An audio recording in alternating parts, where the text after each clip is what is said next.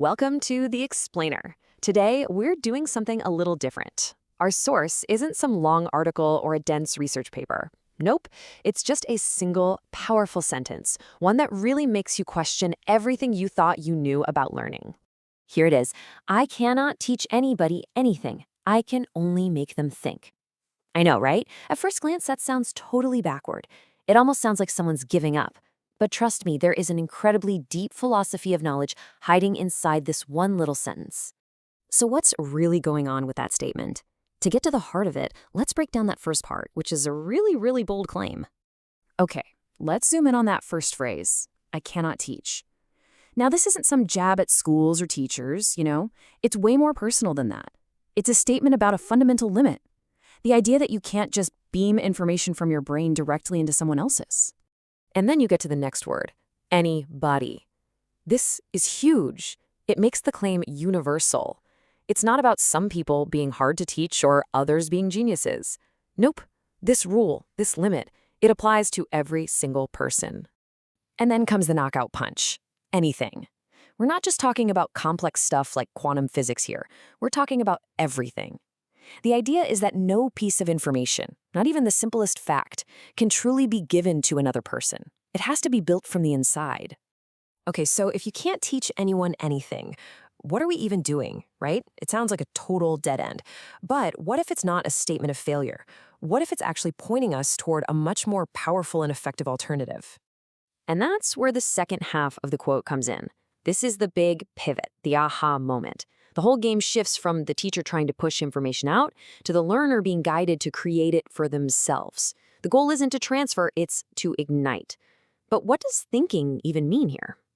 Now, when we say thinking, we're not talking about just zoning out or daydreaming. Not at all. In this philosophy, thinking is work. It's this active, gritty, internal process of wrestling with an idea, trying to connect it to things you already know, and actually building a new piece of understanding inside your own mind. It's construction, not just reception. And this chart really lays it all out, side by side. The old way, teaching on the left. It's all about passively receiving stuff. You're just getting answers handed to you, focused on the final conclusion. But look at the other side, making think. That is a whole different ballgame. It's about active engagement, posing questions that spark real insight, and focusing on the messy, beautiful process of figuring things out. And this really gets to the core of it. The idea is that you can't just pour knowledge into someone's head like you're filling a cup with water. I mean, they might hold it for a little while, but it's not really theirs.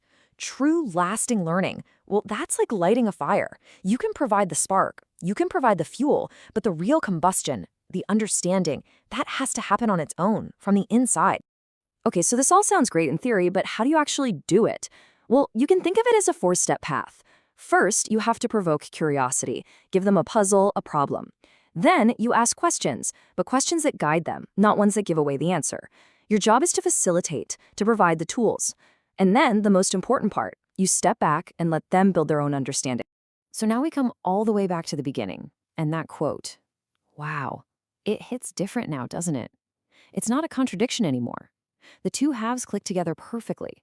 It's really saying, I can't force knowledge into you, but I can create the perfect conditions for you to discover it for yourself. So what's the big takeaway here? At the end of the day, the goal of a great guide or a mentor shouldn't be to create a student who can just parrot back what they've said. The goal is illumination. It's about helping to light a lamp inside that person so they can see for themselves. It's the difference between giving someone a map and helping them build their own compass. All right, let's bring this home to you. Think about your own life right now. Your job, your studies, whatever you're working on. Where are you just being taught? Where are you passively taking in conclusions when you could be actively engaging, questioning, and building your own thoughts? Okay, now let's flip that around. Think about the people in your life, whether you're a parent, a manager, a teammate, a friend. How can you use this? The next time you're about to just hand someone the answer, stop for a second. How could you, instead, help them think their way to the solution themselves? And I'll leave you with this final challenge. Forget about easy answers for a moment.